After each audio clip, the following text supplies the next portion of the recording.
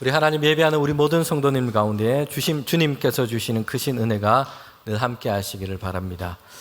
오늘은 치료하시는 하나님 두 번째 시간으로 아람 나라 군대 장관이었던 이 나아만이 나병에서 고침받은 이 말씀을 함께 읽었습니다. 이 성경 말씀을 통해서 오늘 우리에게 주시는 하나님 말씀을 우리가 함께 듣도록 하겠습니다.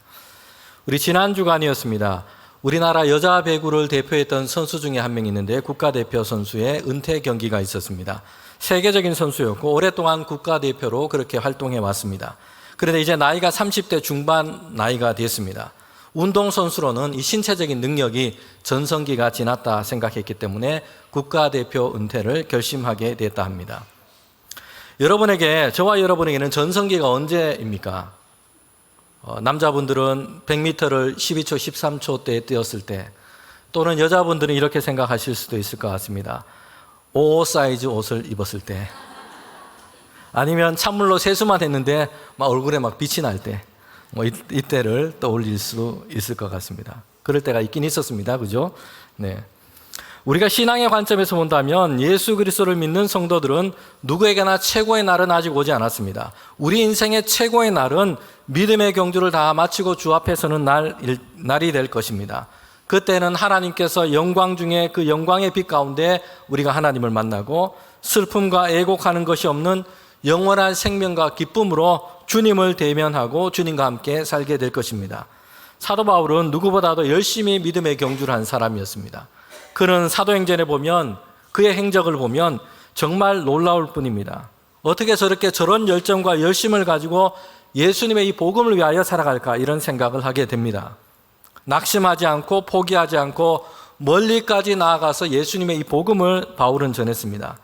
바울은 여러 도시를 다니면서 예수님께서 그리스도시고 예수 그리스도를 믿으면 구원을 얻습니다. 이 복음을 증거했습니다. 바울의 전도 덕분에 헬라인이든 유대인이든 예수님을 믿고 그리고 성도가 된 사람들이 많았습니다. 그가 지나갔던 전도했던 도시마다 교회가 세워졌습니다. 그런데 한편에서 바울은 복음을 전하다가 큰 어려움도 많이 겪었습니다. 핍박과 박해가 많았습니다. 그의 생명이 위태롭게 되었던 일들도 많았습니다. 그런데 바울은 중단하지 않았어요. 표대를 향하여 예수 그리스도 안에서 하나님께서 위에서 부르신 그 부르심의 상을 위하여 그는 달려갔습니다. 이런 바울이 이제 순교의 시간, 그의 시간이 얼마 남지 않았다는 것을 알고 그의 영적인 아들인 디모데에게 마지막으로 편지를 쓰게 됩니다. 디모데 후서 4장 7절 8절에 보면 바울은 이렇게 얘기를 하고 있습니다. 내가 선한 싸움을 싸우고 나의 달려갈 길을 마치고 믿음을 지켰으니 이제 후로는 나를 위하여 의의 면류관이 예비되었으므로 주 곧 의로운 재판장이 그날에 내게 주실 것이니 내게만 아니라 주의 나타나심을 사모하는 모든 자에게 도니라. 아멘. 성도들에게 최고의 날은 바로 이 날인 것입니다.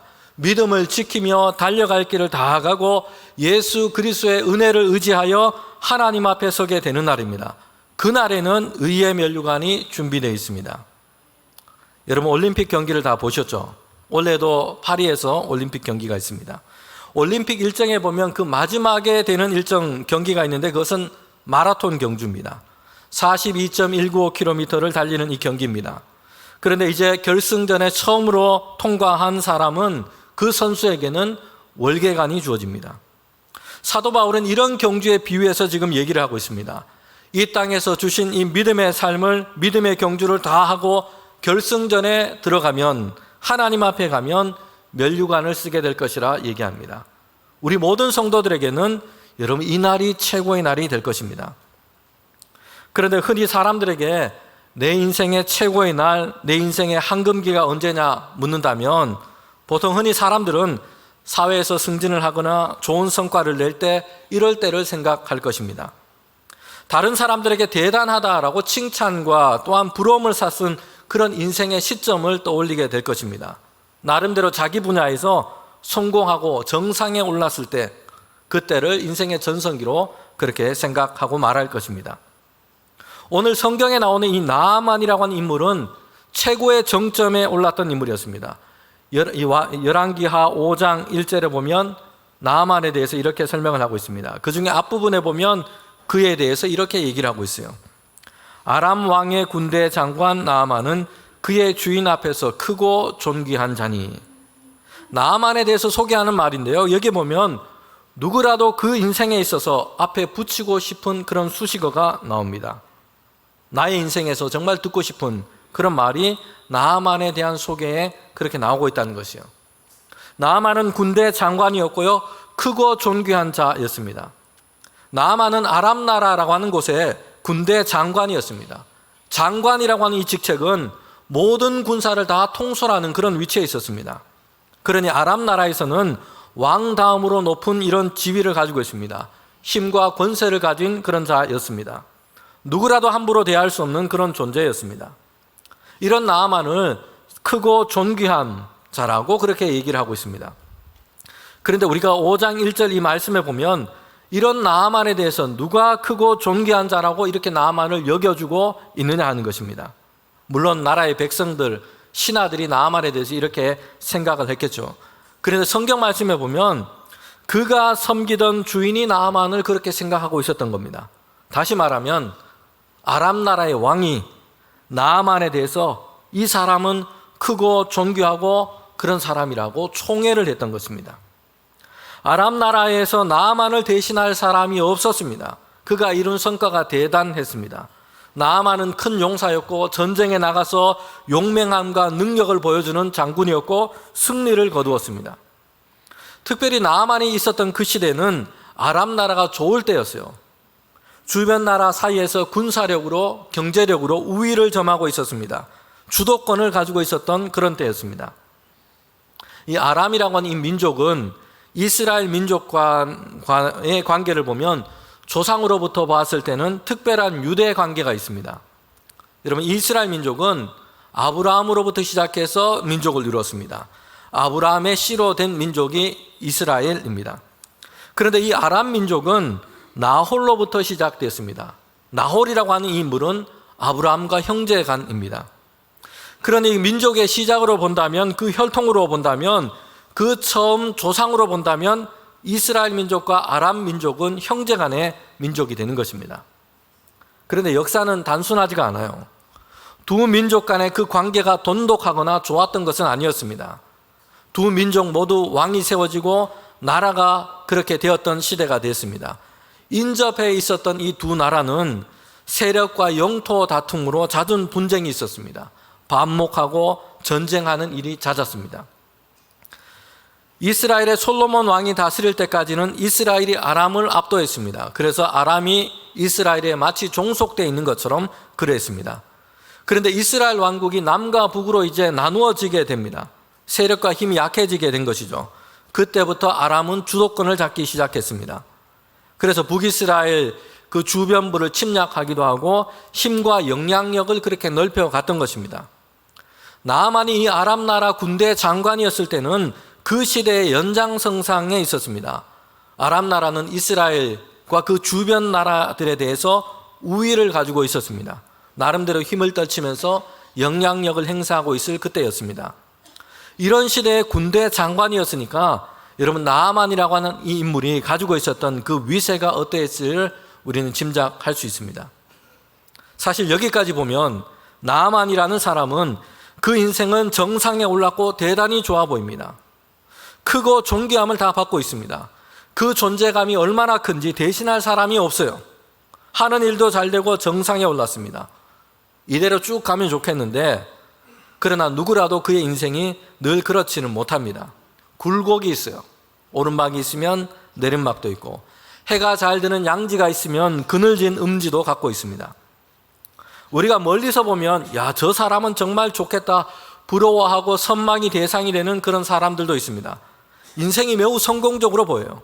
일도 잘 되고 가정도 평안하고 염려와 근심할 것이 전혀 없어 보입니다. 그런데 가까이 가서 보면 여러분, 그렇지 못합니다. 역사상 유명한 코미디언이었던 이 찰리 채플린은 이런 얘기를 했습니다. 멀리서 보면 희극인데 가까이서 보면 비극이다. 사람의 인생에 대해서 생각해 볼 말입니다. 멀리서 보면 어떤 사람은 다 좋아 보입니다. 너무나 잘 되어 가고 있는 것 같아요. 그런데 가까이 가서 보면 그 사람도 말 못할 어려움과 고민을 다 안고 있습니다. 우리 농촌에서 농사일 하는 것을 멀찍이서 보면 자동차를 타고 가거나 지나갈 때 이렇게 보면 이런 벼가 자라고 있는 그 푸른 논 사이에서 농부가 거닐면서 이제 일을 하는 그 풍경이 참 좋아 보입니다. 평화롭고 그렇게 보이죠. 그런데 가까이 가서 보면 어떻습니까? 지금 논에서 일하는 농부는요, 떼약볕 아래서 땀을 뻘뻘 흘리면서 지금 일을 하고 있습니다. 더운 날씨에 얼굴이 빨개지고 잡초를 뽑느라고 그렇게 수고를 하고 있습니다. 내일이면 그 잡초가 또 다시 자라나기 때문에 그 일을 끊임없이 하고 있다는 것입니다. 남들이 지나가면서 멀찍이서 보았을 때는 좋아 보이고 평화롭게 보이는 그런 풍경입니다. 그런데 가까이서 보면 정말 지금 힘든 일을 하고 있는 것입니다. 여러분, 멀리서 보았을 때는 남들이 다 좋아 보이고 괜찮아 보입니다. 그래서 왜 나만 이럴까라는 생각이 들 때도 있습니다.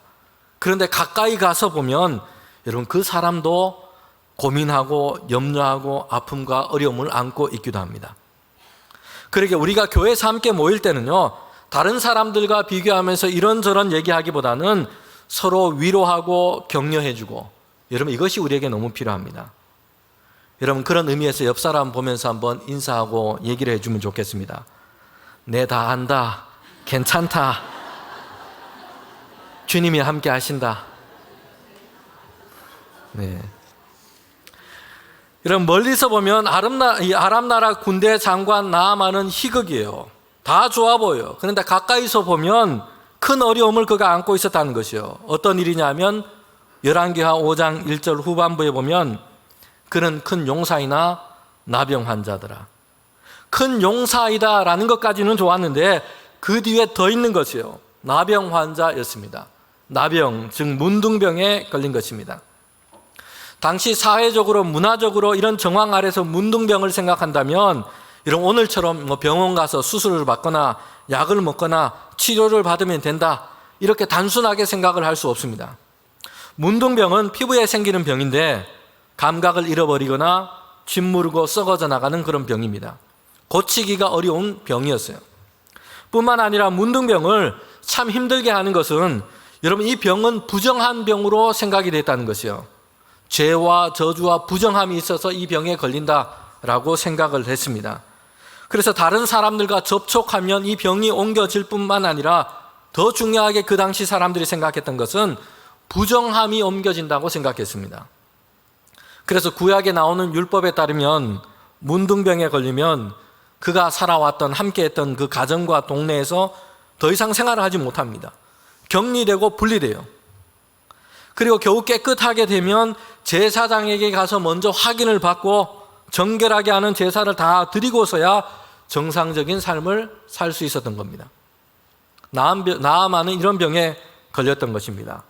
그의 인생에서 희극처럼 보였던 대단한 성공을 가졌는데 여러분, 이것이 그에게는 이제 의미 없어져 버린 것입니다.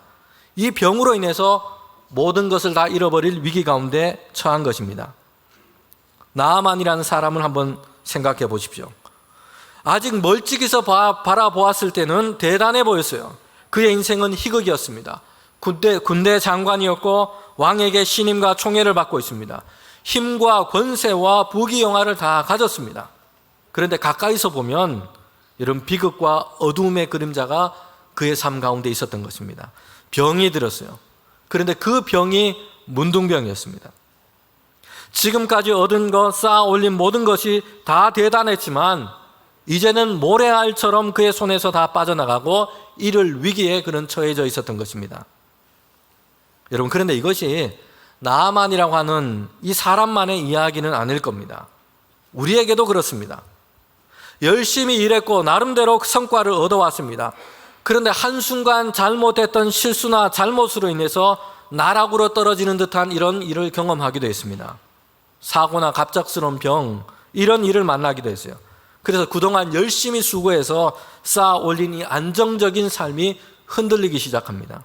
무너져 버리는 것 같은 이런 일을 만나기도 합니다. 희극 같기도 하고 비극 같기도 합니다. 좋았다가도 나쁘기도 하고 또 어렵다가도 다시 괜찮기도 합니다. 성경이 나아만이라는 이 사람에 대해서 그의 인생을 설명해 주면서 그런데 거기에는 중요한 키워드를 우리에게 말씀해 주고 있습니다. 우리의 삶을 볼 때에 우리가 발견해야 할 중요한 키워드를 열왕기하 5장 1절 나만에 대한 설명에 그렇게 담고 있다는 것입니다. 5장 1절 전체가 나만에 대한 설명입니다. 그런데 앞에서는 나만이 군대 장관이고 크고 존귀한 사람이라고 했습니다. 그리고 뒤에서 보면 용사이지만 나병에 걸렸다고 얘기를 했습니다. 그런데 그 사이에 중요한 말씀을 배치시키고 있습니다. 5장 1절 중간에 보면 이렇게 얘기하고 있습니다. 이는 여호와께서 전에 그에게 아람을 구원하게 하셨음이라. 나만의 인생을 설명하는 아주 중요한 키워드가 그 중간에, 그 중심에 있었던 것입니다. 그가 크고 존귀한 자가 될 수 있었던 그 이유가 무엇인지를 얘기해 주고 있어요. 하나님께서 그의 삶 가운데 그렇게 하도록 이끄셨다는 것이요. 하나님께서 나만의 삶 가운데 그렇게 역사하셨다라는 것입니다. 성도 여러분, 그런데 나만은 아직 하나님을 믿고 섬기는 사람이 아니었어요. 그러게 그의 인생을 볼 때 당연히 그의 인생을 보면서 하나님께서 이렇게 하셨다 알지도 못했고 인정하지도 않았을 것입니다. 나만은 자신의 능력, 자신의 용맹함으로 이룬 일이라고 생각했습니다. 그런데 성경 말씀은 나만의 인생을 설명하면서 그가 알아야만 하는 중요한 사실을 먼저 밝혀놓고 있습니다. 주님께서 그렇게 하셨다라는 것이에요. 열왕기하 5장에 보면 나만에 일어난 일들에 대해서 얘기를 하고 있습니다. 먼저 결론적으로 말씀드리면 나병에 걸렸지만 병 고침을 받았습니다. 깨끗하게 되었어요. 그런데 여기에 더해서 우리가 이 일을 통해서 하나님께서 나만 가운데 일어나게 하신 그 변화가 무엇인지를 우리는 봐야 됩니다. 몸이 건강하게 되고 나병에서 치료받은 것, 그래서 아기 피부처럼 깨끗하게 되었습니다. 그런데 이 일을 통해서 여러분, 그가 하나님을 알게 되었다는 것이요. 5장 1절 중간에 숨겨놓은 이 키워드를 그는 그의 인생 가운데 발견하게 된 것입니다. 그의 인생 가운데 이제 섬기고 예배할 분이 하나님밖에 없음을 알게 되었습니다. 나만이 하나님을 섬기고 예배하는 자가 되었다는 것입니다. 나만이 병을 고침받고 이렇게 감사와 찬양을 하고 있습니다. 열왕기하 5장 15절 하반절에 이렇게 얘기합니다. 내가 이제 이스라엘 외에는 온 천하에 신이 없는 줄을 아나이다. 이제 세상에 다른 신은 없고 하나님만이 참된 신 하나님이시라고 그는 고백했습니다. 그리고 나아만은 이제 그의 나라로 돌아갈 때에 이스라엘에 있는 그 흙을 담아서 가고자 했습니다. 하나님께서 치료하신 것을 기념하고 영원히 하나님을 기념하며 예배하기 위해서였습니다. 자신의 나라로 돌아갈 때에 그래서 하나님께만 예배하고 제사하기로 그렇게 작정합니다. 열왕기하 5장 17절에 보면 이렇게 말씀합니다. 나아만이 이르되 그러면 청하건대 노새 2마리의 실을 흙을 당신의 종에게 주소서. 이제부터 종이 번제물과 다른 희생제사를 여호와 외 다른 신에게는 드리지 아니하고 다만 여호와께만 드리겠나이다. 아멘. 아람이라고 하는 이 이방 나라의 군대 장관이었던 나아만의 병을 하나님은 고치셨습니다. 치료해 주셨습니다. 그렇게 하신 하나님의 목적이 있습니다. 신체적으로 다시 건강하게 되는 것 그 이상이었습니다. 나아만은 지금까지 하나님을 알지 못했습니다. 그의 인생은 하나님과 참되신 주님과 하나님과의 관계가 단절되어 있었던 것입니다. 그런데 이 병을 치료받음으로 인하여 이 사건으로 인하여 이제 그는 하나님을 알고 믿게 되었습니다. 하나님과의 믿음의 교통이 그에게 열리게 된 것입니다. 성도 여러분, 나아만은 병 고침 받고서야 성경이 그의 인생에 대해서 먼저 설명하면서 그 중간에 그 중심에 세운 그 말씀이 얼마나 참된지를 알게 된 것입니다. 여호와께서 하나님께서 전에 나에게 이렇게 행하셨습니다. 자신의 인생을 보면서 때로는 성공하고 승리할 때도 있었고요, 때로는 병들어 어려운 시기도 있었습니다. 그런데 그의 인생을 이끌어 나가고 열어가는 그 키워드가 여기에 있었던 것입니다. 주님께서, 하나님께서였습니다. 삶에 대한 주어가 내가 아니라 하나님이 되는 것, 여러분 이것이 믿음으로 살아가는 이들의 모습인 것입니다. 여러분, 나아만의 병이 어떻게 고침받았는지 오늘 우리가 말씀을 통해서 한번 살펴봅시다. 나병에 걸렸는데 이제 자신이 생각할 수 있는 모든 방법을 다 동원해 보았을 겁니다. 나아만이 가진 그 위치와 권세를 생각한다면 다른 사람들은 시도조차 못했던 최고의 치료법, 최고의 방법들을 아마 다 시도해 보았을 것으로 우리는 충분히 생각하게 됩니다. 그러나 그의 병을 고칠 수가 없었어요. 그런데 그의 집에는 전쟁 중에 이스라엘로부터 잡아온 어린 여종이 있었습니다. 나아만의 부인인 안주인을 시종 들었던 그런 일을 했습니다. 이 어린 소녀가 하는 이야기가 있습니다. 이스라엘 그 사마리아 땅에 가면 선지자가 있는데 그는 나병을 고칠 것이다 라는 얘기했습니다. 이 말을 듣고는 아람 나라의 군대 장관인 이 나아만이 이스라엘까지 가게 된 것입니다.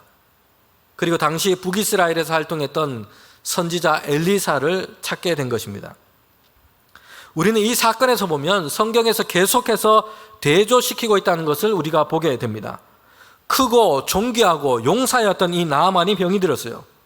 이에 반해서 작고 보잘것없고 전쟁에서 포로가 되어 노예가 되어버린 이 이스라엘의 어린 소녀가 등장하고 있습니다. 그런데 이 어린 소녀가 나아만을 치료하고 하나님의 은혜를 얻는 그 길을 지금 제시하고 있다는 것이요. 이런 대조는 나아만의 치료하는 그 사건 내내 계속되고 있습니다.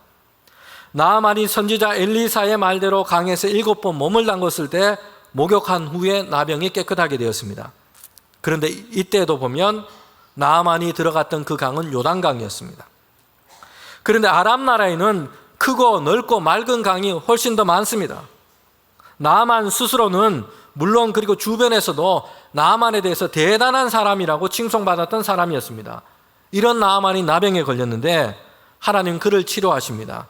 그런데 그 모든 일에 등장하는 것들이 사실 별로 대단하거나 특별해 보이는 존재가 없습니다. 오히려 사람들의 생각으로는 설마라는 의구심을 들게 만듭니다. 야, 설마 포로로 잡혀온 어린 여종이 설마 볼품없는 저 요단강에서, 여러분, 그러나 하나님은 이 모든 일을 통해서 나아만을 치료하신 것입니다. 나아만이 치료된 이 기적은 여종이나 선지자나 또한 요단 강물이 특별한 효력이나 또한 신비한 능력을 가져서 그렇게 된 것이 아니었습니다. 사람들은 잘못 이렇게 오해하게 됩니다. 상상하건대 나아만이 이제 요단강에서 병 고침 받았다 이 소문이 퍼져나갔다면 이 소문을 듣고 사람들 중에는 병 걸린 사람들이 요단강으로 달려왔을지도 모릅니다. 특별히 요단강물이 나병에 좋다라는 소문 때문에 몸 씻으러 오는 사람들도 많았을 수 있습니다. 요단강물을 떠서 병 고치는 물이라고 물장사를 하는 사람들도 생겼을 수도 있습니다. 여러분, 그러나 나아만의 이야기는 치료하시는 하나님의 능력과 그 은혜에 대해서 말씀하고 있습니다. 그리고 어떻게 하나님의 크신 은혜를 입게 되었는지를 우리에게 설명해 주고 있습니다. 여종 그리고 이스라엘의 선지자 요단강은 하나같이 아람 나라 군대 장관 나아만에 비교한다면 작고 연약하고 사소하고 대단치 않은 존재들입니다. 그러나 하나님은 병든 나아만을 치료하는 그 일 가운데 그들을 등장시키시고 그들을 사용하신 것입니다. 신비한 물이나 신통한 사람들의 이야기가 아닙니다. 치료하시는 분은 하나님이신 것입니다. 이런 바울은 이렇게 얘기를 하고 있습니다. 성도들과 복음 안에서 살아갔던 그 자신을 보면서 하나님의 이 부르심을 보면서 그는 이렇게 고백하고 있습니다. 고린도전서 1장 27절부터 29절 말씀입니다. 그러나 하나님께서 세상에 미련한 것을 택하사 지혜 있는 자들을 부끄럽게 하시려고 세상에 악한 것을 택하사 강한 것들을 부끄럽게 하려 하시며 세상에 천한 것들과 멸시받는 것들과 없는 것들을 택하사 있는 것들을 폐하시려 하나니 이는 아무 육체라도 하나님 앞에서 자랑하지 못하게 하려 하심이라. 아멘. 스스로 교만했던 자긍심에 차 있던 이 나아만을 부끄럽게 하시고 그가 하나님이 하나님 되심을 보아야 하기 때문입니다. 여러분, 나아만이 병고침 받았던 이 사건, 그 이루어지는 그 과정에서 보면 가장 위험스러운 상황이 있었습니다. 자칫하면 나아만은 이스라엘까지 왔지만 병고침을 받지 못하고 그의 나라로 되돌아갈 뻔했습니다. 치료하시는 그 하나님의 놀라운 은혜의 사건이 나아만에게 일어나지 않고 그냥 비껴 나갈 뻔했습니다. 그 위기가 어디에 있었던 겁니까? 나아만은요, 병을 고치기 위해서 이스라엘에 가면서도 많은 말과 병거들을 다 거느리고 큰 호위병들을 이끌고 그렇게 갔습니다. 많은 예물을 다 준비하고 갔습니다. 그 예물도 병 고쳐서 감사의 표시를 하기 위해서 준비하기도 했지만 나아만의 전체적인 모습을 통해 보았을 때는요, 자신의 존재감을 드러내고 싶은 의도가 다분히 있었습니다. 비록 나병에 걸렸지만 아람 나라의 군대 장관이라는 위세를 드러내고 있습니다. 그렇게 해서 하나님의 선지자였던 엘리사의 집 앞까지 도착했습니다. 그리고 집 문 앞에 섰습니다. 나아만은 말이나 마차에서 내려서 선지자 엘리사의 집으로 먼저 들어가지 않습니다. 나와서 자신을 맞아주기를 기다리고 있습니다. 그런데 거기서 어떤 일이 있었습니까? 선지자 엘리사가 나오지 않은 겁니다. 사환을 보내서 말을 전합니다. 열왕기하 5장 10절에 보면 너는 요단강에 가서 7번 씻으라. 내 살이 회복되어 깨끗하게 되는지라 라고 얘기를 하고 있습니다. 여기서 나아만이 기분이 상하게 된 것입니다. 아람 나라 군대 장관이 왔는데 선지자가 나와서 머리를 숙이며 인사하고 맞이해야 될 것 같은데 그렇지 않은 것입니다. 영접하기는커녕 나와 보지도 않고 사환만 보내서 말을 전한 것입니다. 여러분, 저와 여러분이 이런 상황이라면 어떨 것 같습니까? 아마도 많은 사람들은 기분 상해하고 불쾌해할 것입니다. 무시당했다는 이런 마음이 들 것입니다. 그래서 화가 날 것입니다. 나아만은 이렇게 반응을 하고 있습니다. 열왕기하 5장 11절 말씀입니다. 나아만이 노하여 물러가며 이르되 내 생각에는 그가 내게로 와서 서서 그의 하나님 여호와의 이름을 부르고 그의 손을 그 부위에 흔들어 나병을 고칠까 하였도다. 여러분, 나아만이 화가 나고 기분이 상한 것입니다. 선지자 엘리사가 집 앞으로 나와서 나아만을 맞이할 것이라 이렇게 생각했습니다. 선지자가 이미 나와 있거나 아니면 급하게 나와서 공손하게 나아만을 영접할 것이라 생각했습니다. 특별한 곳으로 나아만을 모시고 가서 아픈 부위에 손을 얹고 기도하거나 손을 흔들며 그를 위하여 병 고치기 위하여 그렇게 기도할 거라 생각했습니다. 그런데 나아만이 보기에 선지자 엘리사는 내 생각대로 하지 않은 겁니다. 그리고 또 이어집니다. 사환을 시켜서 선지자 엘리사가 전한 말이었습니다. 요단강에 가서 7번 씻으라라는 것이었습니다. 그런데 나아만이 생각할 때는 어떻습니까? 요단강보다 더 깨끗하고 더 넓은 강이 자신의 나라인 아람에는 훨씬 많습니다. 이미 비슷한 방법도 해봤겠죠. 좋다는 물을 마셔도 보기도 했고 좋다는 물에 가서 몸을 담그고 씻어 보기도 했을 것입니다. 그래서 나아만이 볼 때는 내 생각에는 요단강에 그렇게 한다고 될 일이 아니라 라는 것입니다. 그래서 화가 나고 분노하면서 이제 아람 나라로 되돌아가려고 한 것입니다. 여기서 나아만이 가지고 있는 그 위기가 무엇입니까? 내 생각에는 안 맞기 때문에 이렇게 해서는 안 되고 아무 소용 없을 것이다 라고 그렇게 하고 있는 것입니다. 하나님의 도우심과 그 은혜의 역사가 펼쳐지는데 걸림돌이 되는 것 중에 중요한 것이 바로 이런 것입니다. 이런 태도와 마음인 것입니다. 내 생각에는 안 될 일이고 내가 보기에는 그렇게 해서는 어렵고 이렇게 해서 거부해 버리는 것입니다. 교회 안에서도 마찬가지입니다. 각자 내 생각만 쏟아지고 이야기하고 있다면 여러분 갈등하게 되고 영적인 침체에 빠지게 됩니다. 우리를 향한 하나님의 생각과 하나님의 뜻이 무엇인지를 분별하고 이것을 함께 붙잡아야 하는 것입니다.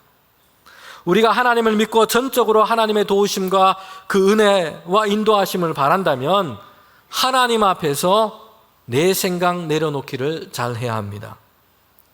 아무 일에나 생각 없이 살라는 것이 아닙니다.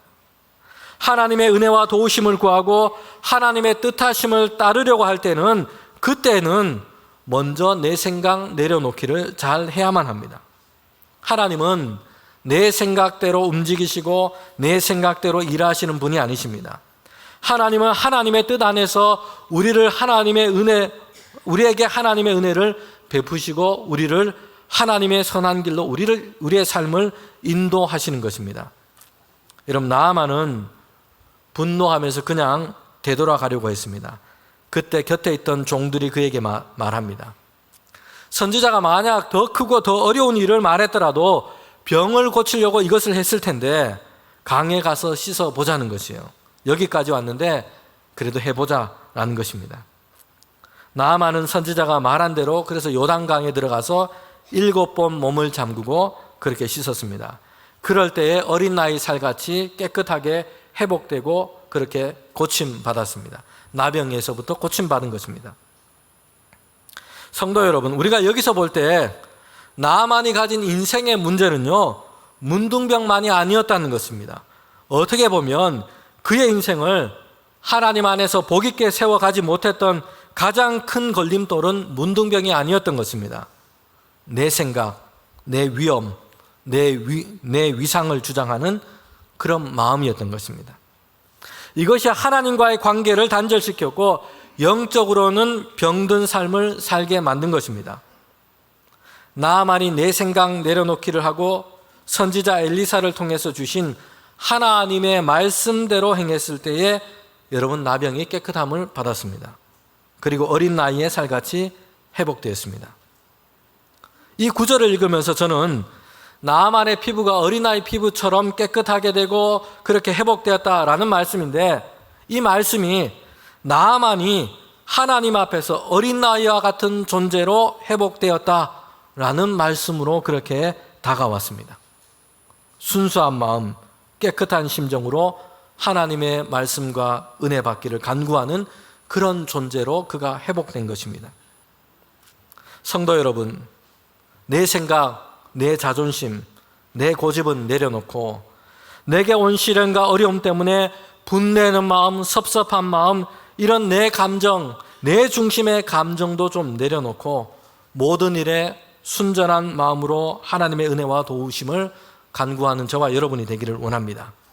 하나님의 방법과 계획 안에서 우리의 삶을 맡길 때에 하나님은 회복시켜 주시고 우리를 온전케 하실 것을 믿습니다.